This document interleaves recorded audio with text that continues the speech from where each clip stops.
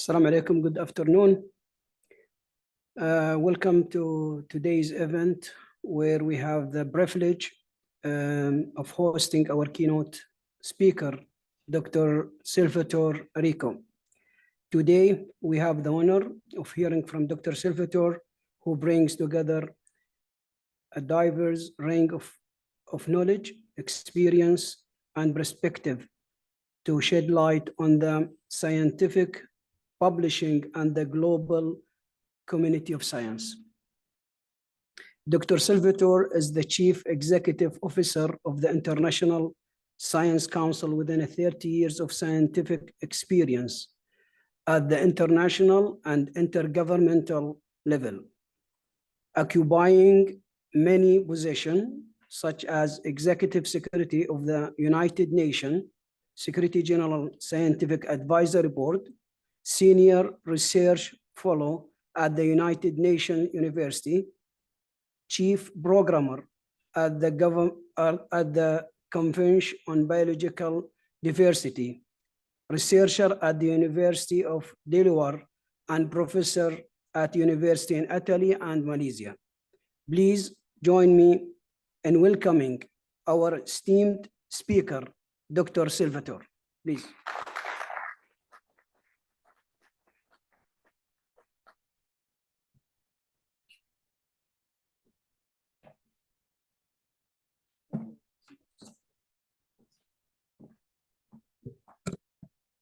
Thank you very much, Chair Dr.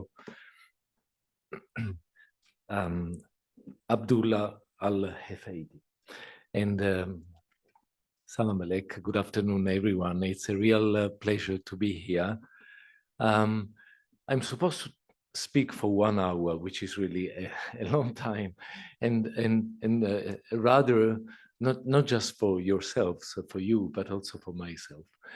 But rather, I thought I would be happy with the indulgence of the chair to perhaps engage in a discussion towards the second part of my talk, an exchange.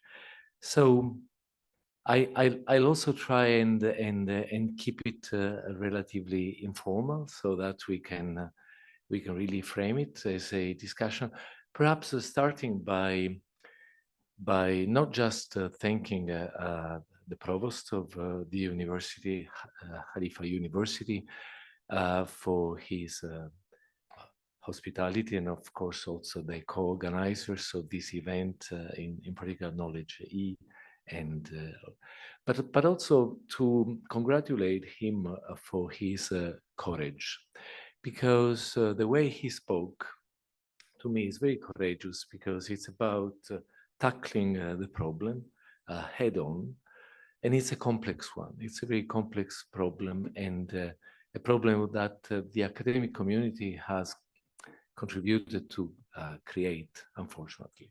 Now, perhaps just a step back and to say where,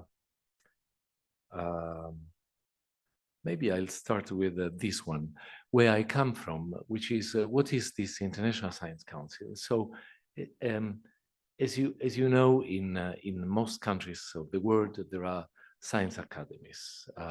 In the past, until a couple of years ago, those science academies used to be federated by 2 organizations, one of which would look after academies of natural and exact sciences, whereas there was another organization that would federate the academies of social and human sciences. And in 2018, those 2 organizations came together and formed the International Science Council, which federates more than the academies of social and human sciences, as well as natural sciences, and in some cases, those academies are combined, of more than 140 countries, in more than 140 countries.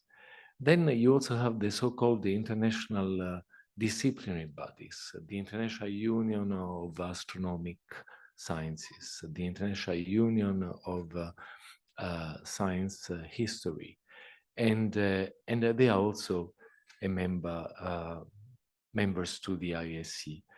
But you also have organizations which are not necessarily global from a legal perspective, but global in outreach. For example, AAAS, the American Association for the Advancement of Sciences, of Science. And that is a member to the ISC as well. So at the end of the day, it's more than 240, 250 organizations that have joined forces with the idea that science can speak with one voice.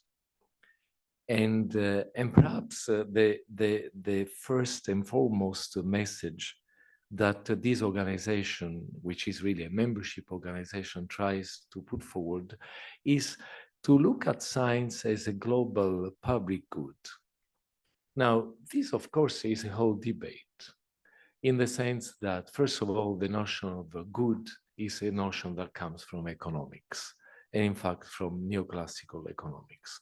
So, well, why should we commodize science? Science is not a commodity. That's not really the idea.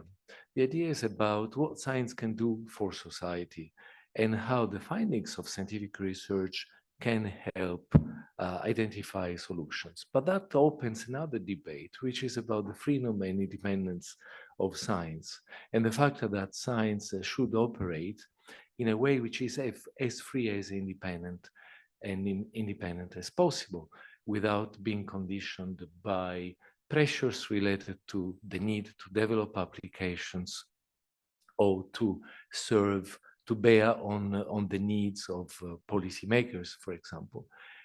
And yet, it's a false debate, isn't it? Like the debate about basic sciences, fundamental sciences versus applied sciences. Science is science. At the end of the day, science is one way to generate knowledge, which goes by certain principles. That knowledge has to be generated in a way which is systematic. It has to be assessed and reopened as it is generated through the process of peer review, etc. But at the end of the day, if that knowledge is not publicly available, then it cannot contribute to not just society, even for, to knowledge itself. So this is what we mean, what the ISC means from when calling science a global public good. However, there are so many barriers around us. So even if we all agreed that science is indeed a public good, well, there are barriers, and some of which have been built by the very scientific community. So so there is a need, the ISC believes, to reform the current framework, especially with regard to scientific publishing and research assessment for science, to definitely act and as a global public good. Now, the open science movement is global. This is mainly thanks to UNESCO, the normative work of UNESCO. This morning there was a representative of the UNESCO office in Cairo. I don't think I see him in the room, but I wanted to acknowledge really the great role of UNESCO in this area, an organization that I had the privilege to serve for many years. So let's spend a couple of words on the importance of that normative kind of work. In 1974, there was a declaration by UNESCO called the Declaration on Science and Scientific Researchers. And it was a declaration signed by and signed off, basically agreed upon by all UNESCO member states. I don't know how many member states UNESCO had back then. But that declaration was reviewed in 2017 and again in 2021. And in 2017, 197 member states agreed on this declaration on It's called On the Status of Science and Scientific Researchers. And what is that about, which is not really on my slide? It's about the conditions that member states, governments have to put in place for science to thrive. So it's about, for example, the safety of scientists. You know that in some regions of the world, scientists are persecuted, harassed. It is about the need to put in place adequate infrastructures when it comes to research and also education. And it is about funding for research. It also is about making sure that the science systems can thrive, and I'll come back to this notion of science systems. So, but then UNESCO decided that that was not the end of it, because there was another important piece of work, which is really the notion of open science, especially with the growing nature of science publishing. But open science is just, the Open Science Declaration of UNESCO is just the beginning of our work, the beginning of our efforts.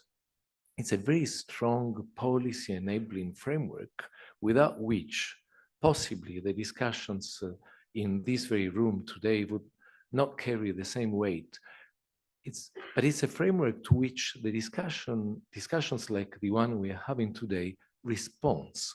So it's the beginning of efforts aimed at operationalizing those policy provisions. And in addition, we also have the regional dimension. So open science, yes, it is a global issue. It is a global movement increasingly. But then what does it mean, open science, in the MENA region versus other regions? Now, open science is not only about scientific publishing, but let me spend a couple of words on scientific publishing and the need for scientific publishing to grow into a different kind of enterprise. And we will see if you agree with my approach. So back in 2006, there was a study by OECD, the Organization for Economic Cooperation and Development, that demonstrated that scientific publishing was a business corresponding to approximately $6 billion back then. Now, in 2022, which means essentially some 15, 16 years later, I'm told it is a business of 22, 23 billion euros per year.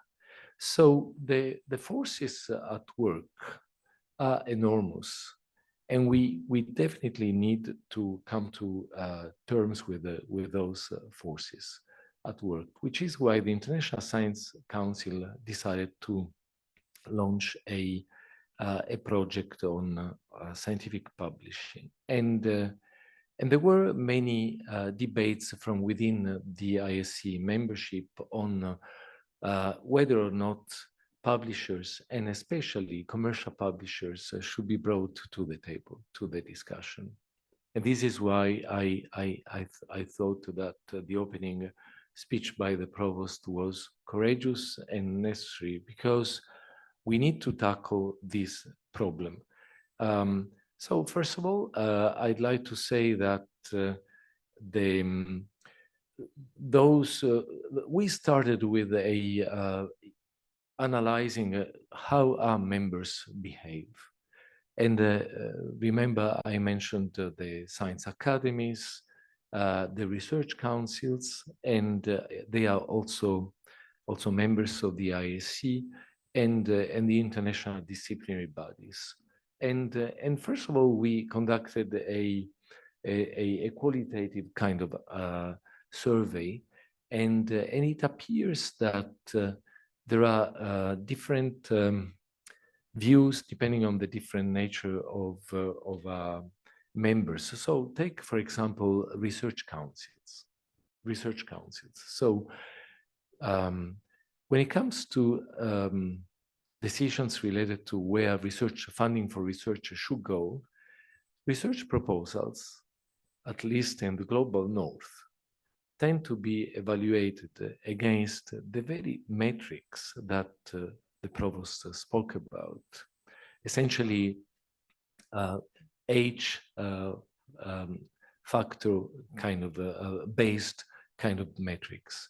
Now, this is dangerous because those bibliometrics only reflect a partial side of the picture when it comes to scientific production, for many reasons. There are barriers related to language, for example. Not all scientists have access to the scientific journals that dominate the market, for language reasons and also for cultural reasons, because there are rules of the game in all contexts, and the world of scientific publishing also has certain rules that tend to be dominated by the big publishers. And then there is also the question of let's say the impact of the impact factor of the journals where researchers have published, and all of that goes into the way research proposals are assessed and funded or not. So there is a big problem when it comes to research assessment, research evaluation, and I'm referring in particular to the way research funding for research is allocated. Still on the question of research assessment and research evaluation, universities are not members of the International Science Council per se, but some university networks are, and we do work with such networks on a regular basis. And this survey indicated that well, research evaluation, research assessment is based on metrics also when it comes to career development, the way that scientists, the career of scientists evolves or not within a given university. So there is a clear issue with research assessment and funding for research, and also the way that the progression of researchers from a career development perspective is framed and regulated. Another problem is that if you look at the model of science publishing, it has not really evolved, it has shifted. There used to be subscriptions. The chief librarian of Khalifa University mentioned, no, in fact, the provost of the 80s, when some of us used to go to the library and apply for a book to be lent to us, and sometimes queue up for that book to become available, or a given article. Libraries used to be in charge of, essentially the liaison function with publishers. The model used to be simpler. There used to be subscriptions. But nowadays, we work with APCs. So at the end of the day, it's still a commercial for-profit model, which has moved from the libraries, I'm overly simplifying things, to the authors. And even when you talk about the so-called transformative agreements when it comes to scientific publishing, are those really transformative in a way? What has changed is who pays for what, and the fact that those agreements function as umbrella agreements. But there is really a lot to do for science to become truly open. And then our survey also identified some qualitative, which I'm not going to present because it's really internal cuisine, but information according to which, as I said, the International Science Council counts for, we have 200 250, 240, 250 organizations, and several of them are publishers, especially the international disciplinary unions, and they could not exist without their journal and without being able to sell that journal to actually, they act as commercial publishers. A large fraction of other members have gotten into agreements with the commercial publishers and some with non-commercial publishers. So it's a real issue which has prompted the International Science Council to develop some principles of scientific publishing that I'd like to go through together with you. So the first one is that access to the record of science should be universally open, both for authors and for readers, with no barriers to participation, in particular those based on the ability to pay, on institutional privilege, and language or geography. The second principle is about the fact that scientific publications should carry open license that permit reuse and the texting of data, reuse of data and the mining of data and of the accompanying text. The third one is that open access that does not exclude the practice of peer review. And peer review must continue to play a key role in creating and maintaining the public record of science. This morning, I had a very interesting discussion with the representative of one of the publishers attending the conference. And despite the fact that he works for a commercial publisher, he showed a certain degree of astonishment at the fact that many scientists or scientific institutions are under the wrong impression that because you have a transformative agreement in place, because covering a certain number of APCs, you are likely to publish more easily, or for that particular paper to go through the peer review process more easily. And there should be no compromise when it comes to the quality of the knowledge produced. The fourth principle put together by the IAC is that the data and observations on which a published truth claim is based should be concurrently accessible to scrutiny and supported by necessary metadata, which is not often the case. The fifth principle is that the record of science should be maintained in such a way as to ensure open access by future generations. There are a number of data bodies that work with the IAC, one being the World Data System, WDS, which focuses on data repositories and increasingly on data repositories for open access.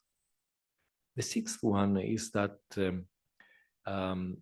the publication traditions and the biodiversity of different disciplines and of different regions should be respected. The seventh, that publication systems should be designed to continually adapt to new opportunities for beneficial change, rather than embedding inflexible systems that inhibit change. The eighth, that governance of the processes of dissemination of scientific knowledge should be accountable to the scientific community. Now, you will agree that those principles are rather general and are supposed to really guide the debate. And the debate is a debate that involves multiple actors, not just the ISC membership.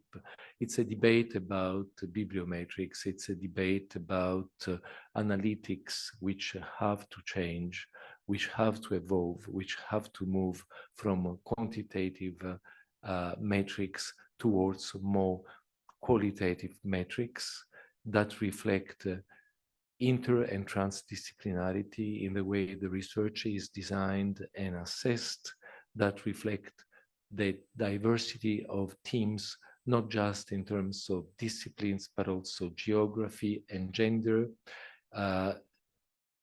It is about metrics that may go all the way to measure the degree to which knowledge is actionable.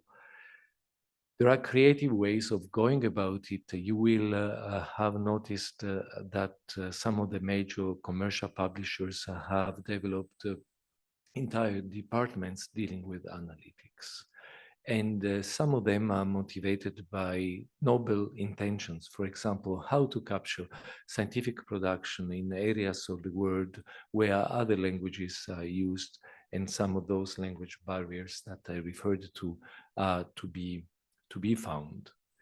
But the future of scientific publishing and of open science in general also lays with the universities, and the way universities assess the performance of their own scientists. And recently I attended a meeting. I will not cite precisely who was organizing that, but of a consortium dealing with the way universities perform. And the discourse is that education is evolving, and that increasingly universities are dropping the classical conventional metrics that the provost referred to, but in fact they continue competing for visibility and not just credibility, I would say, really from the point of view of promoting themselves on the global scene on the basis of those very metrics. So there is a need to change the way that universities are organized, and yet we have created the muster. Universities have contributed to creating that. Scientists have contributed to creating that. Do we have a real alternative approach in place when it comes to scientific publishing, when it comes to scientific production, and even when it comes to education? If you move backwards from the publications and the way research proposals are assessed to the way universities are organized, and also the way education is organized, do we really walk the talk on notions such as inter and transdisciplinarity, co-design of the research agenda? So that is to say that education is also part of the problem, and certainly part of the solution. I'm afraid that with my talk, I am mostly putting problems on the table rather than really providing answers. And also the community of scientists themselves, to which extent such a community has a say, but also the degree of responsibility of that community, the community of the active scientists. I'll give you an example. A couple of months ago, an important evaluation was completed, and that was the evaluation of the UK research assessment, research evaluation system. It was an independent evaluation, which concluded that the way funding for research is disbursed in the UK, and that's huge, is based on approaches which are way too conventional, way too well, kind of dangerous, because they tend to privilege individual disciplines, scientists that are already known, institutions which are privileged.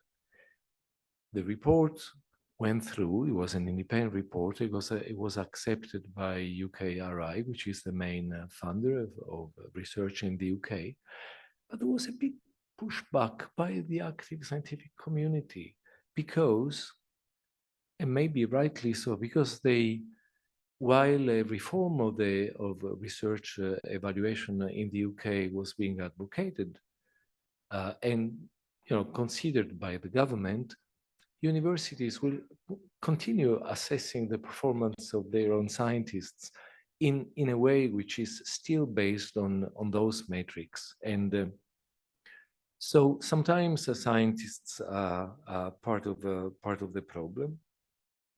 I don't know if this is anyway, those figures, ideograms are just to give an idea that we are not talking about. Science operates increasingly in the form of science systems. Nowadays, science systems are made not only by scientists and funders. You also have the public perceptions of science. You have the growing importance of the universities, and you have also the publishers, including the commercial publishers. And if you don't bring all of those actors into the same room and to the table, there is no way that we can develop an alternative model to science publishing, and generally speaking, walk the talk, operationalize the notion of open science. So to come back to the region, I think that possibly solutions can and should come up really in a bottom-up way. And the regional scale seems to be the most appropriate one, because in a way it's easier to bring multiple stakeholders around the table. Those stakeholders may come with different interests, but still share some cultural commonalities in terms of culture. A shared vision, in this particular case, that research communities and institutions across the Arab world are keen to move forward and walk the talk on the notion of open science. To get there, my humble suggestion would be that a certain level of organization is needed. Yes, you do want to keep those discussions open-ended and fresh and innovative and creative, but you also need to structure a little bit, not just the discussions, but the action. Because whatever comes out of those discussions have to eventually go back and inform and influence policies when it comes to access to science, scientific knowledge, access to data, which is a whole component in itself, a whole problem, if you like. Because yes, we do speak about the FAIR principle guiding the way in which data should be compiled and communicated, but there are huge issues related to confidentiality, different data policies in different regions of the world, problems related to data infrastructures, and so a certain level of organization might be needed, and this may take the form of an open science movement in the region. I understand that UNESCO is accompanying some of those discussions, but the International Science Council would be very happy to continue working with the region and with the F.O.R.M in pursuing further efforts, with the idea that possible alternative methods could be approaches could be developed. And those approaches cannot be limited to transformative publishing agreements, no matter how important those agreements can be. I just wanted to conclude by saying, if you would allow me, that I also would like to make a plea. We do have members in the region. We have members in Egypt, Jordan, Israel, Oman, Saudi Arabia, Iraq, Morocco, Tunisia, Lebanon, Somalia, Sudan. So we are quite, the International Council, the Science Council is quite well represented in the MENA region, but we have not been able to capture all of the main actors in terms of national branches of international disciplinary unions, academies of sciences, I repeat, both of natural and also social and human sciences, and other science organizations. For example, a couple of years ago, only 18 months ago, under the current presidency of the International Science Council, there was a call for academies of global academies of young scientists to join. And in a couple of months, 18 academies of young scientists joined the council. So I take the opportunity, it's not about making propaganda for the International Science Council, but taking the opportunity to say that it's an open organization and an invitation to you all from the region to consider joining it. I think I'll stop here. My presentation was rather high level in terms of rather general, and I would be very happy to engage with you. I'm in the hands of my chairperson if there are questions or observations. Thank you very much.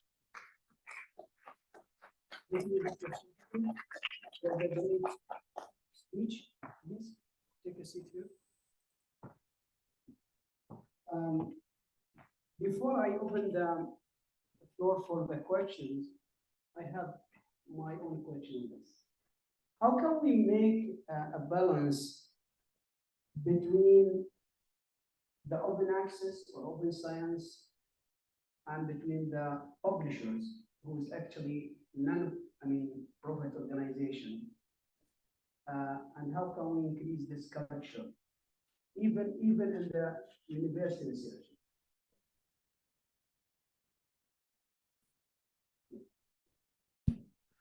Thank you very much, Chair. I have no miracle solution, but there was a presentation by Knowledge E, the CEO of Knowledge E, this morning, and he said that he had the idea to create a foundation even before creating the company. That's the way to go. That's the vision.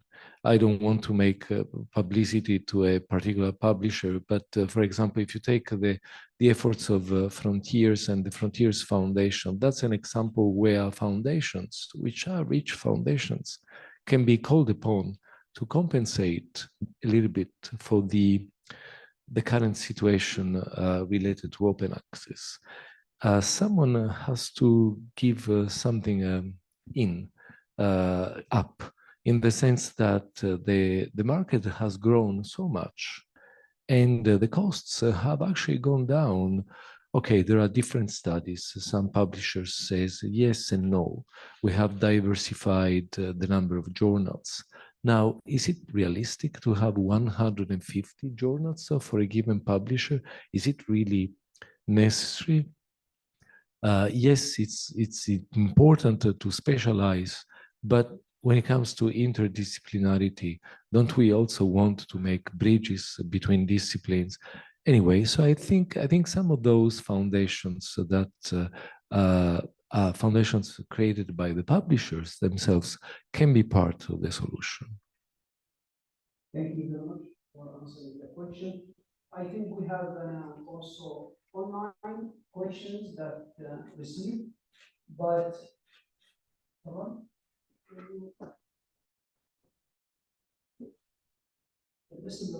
نعم. غسان عواد, Chancellor of Abu Dhabi University. Thank you. Thank you so much for a very informative keynote. I must admit, we have learned a lot. You have made a reference to the Research Excellence Framework and the Research Assessment Exercise in the UK. I was part of it at some stage. I understand it fully.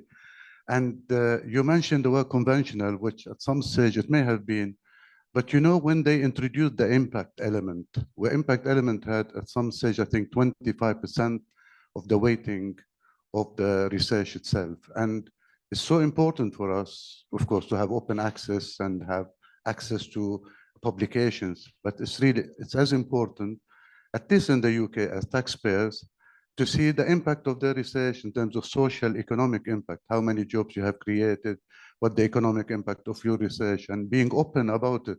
So I think I give them credit for being open about really the importance of impact and making it open to the public, because the results are published and you can read it. So you can see the case studies where some research have created big economic, social, environmental, health impact, and so on.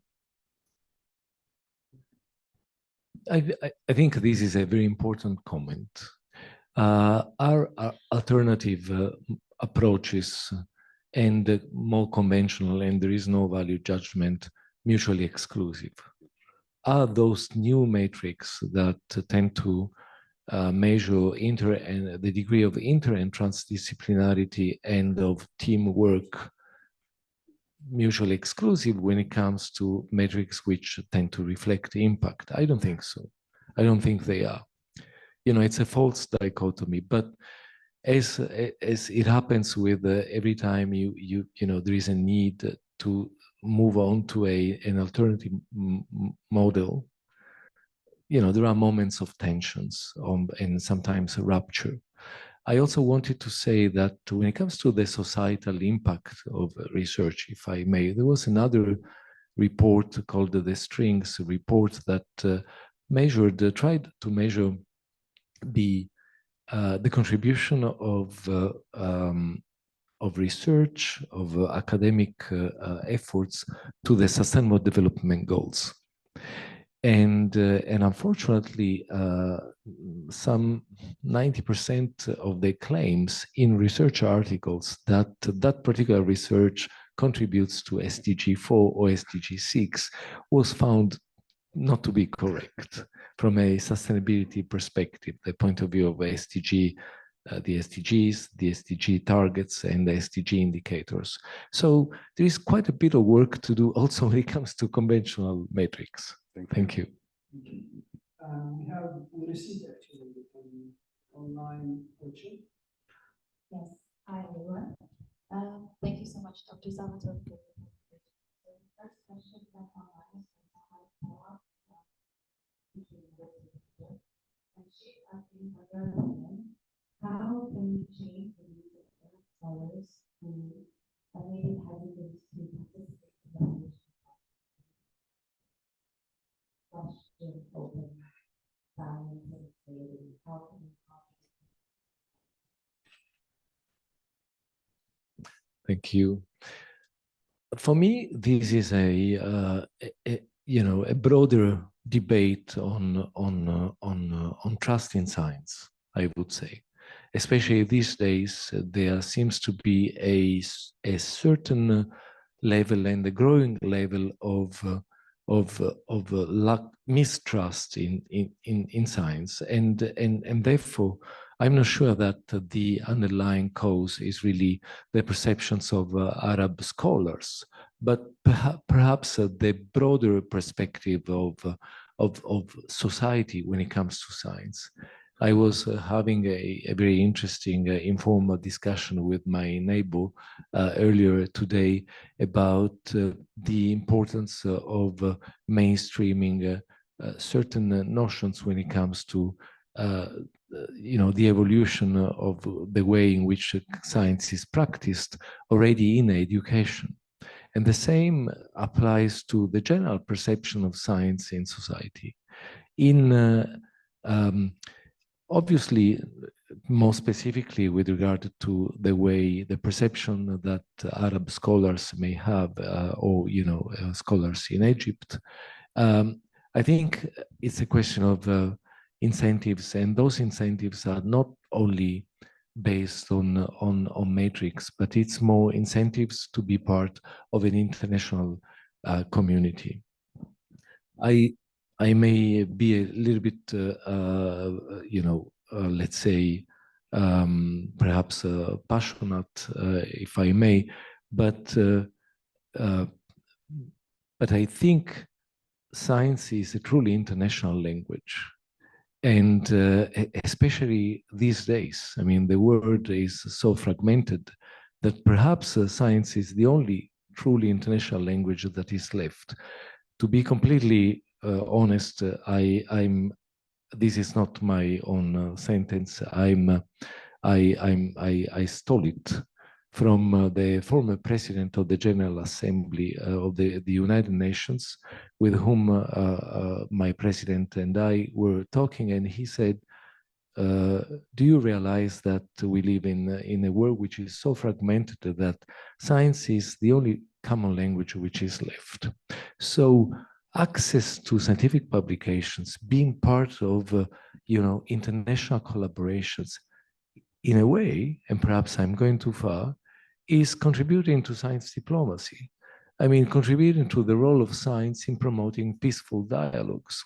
So if a given university, University X, and that could well be Khalifa University, not just because we are here, but because of the word that the provost expressed himself.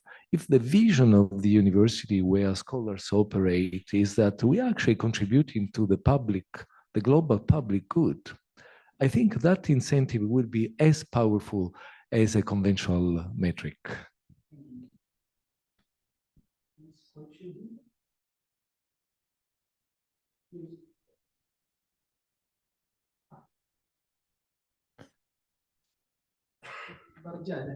Yeah. Thank you very much. Abdulmajid bin Amara, the SG of the Federation of Arab Scientific Research Councils. Thank you very much for Khalifa University for this opportunity and this kind invitation. And thank you very much for the very good presentation. I would like to come back to the research or publication assessment.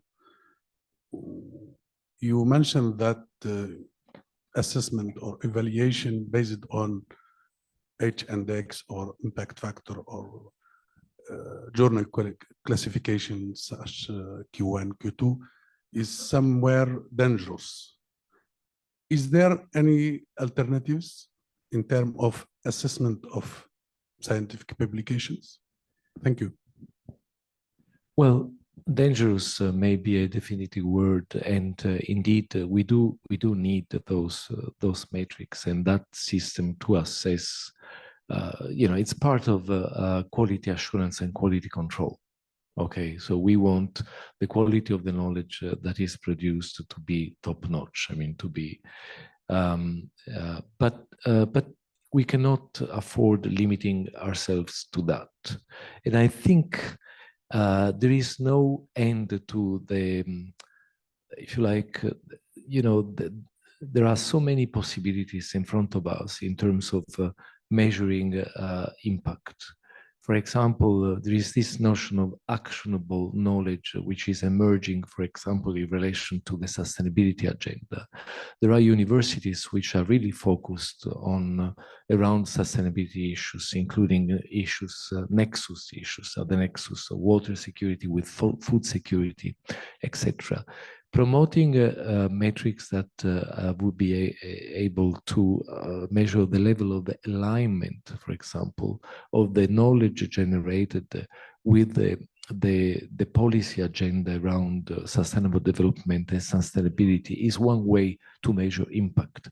And there are other ways of measuring impacts. For example, in many countries now there is there are what are referred to as resident scientists, scientists that operate at the level of municipalities and provide advice to those municipalities when it comes to taking certain decisions related to transport or health or water sanitation? Isn't that also a way to measure impact?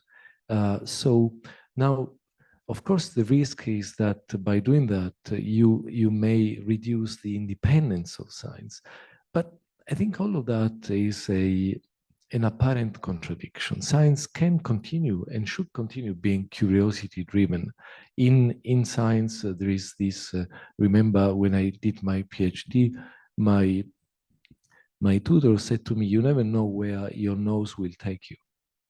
So, you start with studying, the energy flow in seagrass ecosystems, and you end up dealing with production of dimethyl sulfides that act as cloud condensation nuclei. You never know.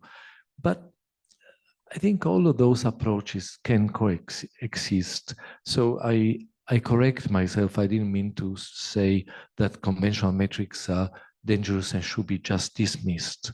They need to be complemented. They need to be seen in context, and the context has to be much broader. Can we take one last question? Then we'll take one more from last one. Soon, but let's go. The online question is from Muhammad, first name, and it's, why do some scholars still consider non-open access research as more prestigious and with higher rank? And I suppose, considering all the work that's been done in the open science, why is that still the normative mindset? I think I can only imagine that, it might be partly be a reflection of some decisions by some of the major publishers that may have affected the behavior and perceptions and behavior of those scholars. For example, if you take Springer, compared to other publishers, they have diversified less their scientific production. And if you take Science, which is published by AAAS, even less so. So there might be this perception that, well, perhaps if I publish with a journal which is, or a group which is perhaps a bit more conservative, that sort of degree of being part of the establishment might be higher. Or, because the two are not exclusive, but the fact that open science is still unfolding before our eyes. Many people don't quite understand how it works. The transformative publishing agreements is something that universities, the administration of a given university may understand, but don't assume that all individual scientists of that university would understand that. So it's a complex area that needs to be elucidated further.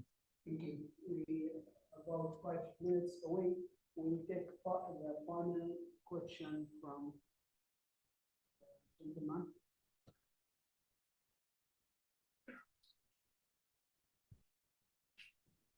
Thank you very much for the presentations. I have a couple of points. One is a comment. I did serve in the UNESCO COMEST, if you are aware of it, yes, yeah, which is Commission for Ethical Science and Technology.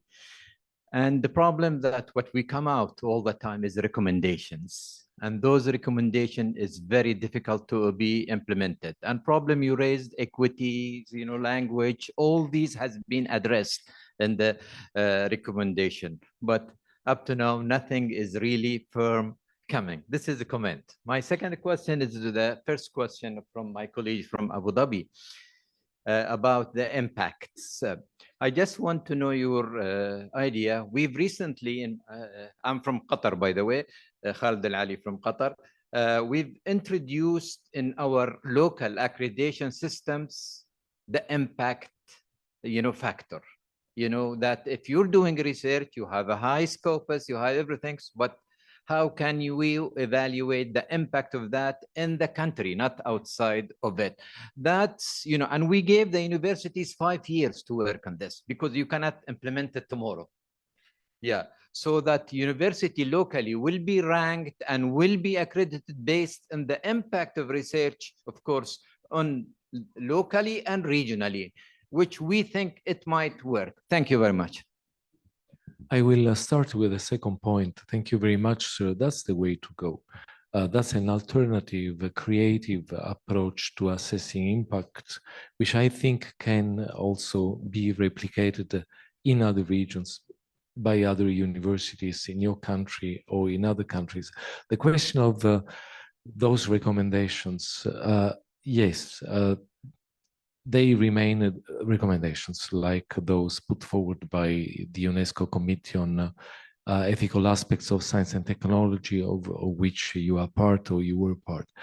But they are important because you can use that as a policy framework, enabling framework that has been agreed upon internationally to develop initiatives which are, you know, more targeted to the region, and then go back to, let's say, UNESCO in this case, to publicize those initiatives and see if they can be adopted more largely.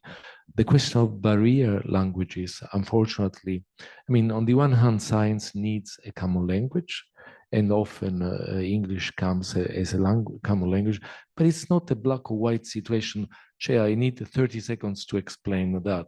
For example, I'm a marine biologist by education, and there used to be a journal, which in fact was just a collection of abstracts, which were translated into 30 languages. So the article was still possibly in, you know, in English, or I'm sorry, it was the other way around. It was abstracts in English from articles published in 30 plus languages. So there are ways to overcome some of those barriers. Thank you. Thank you.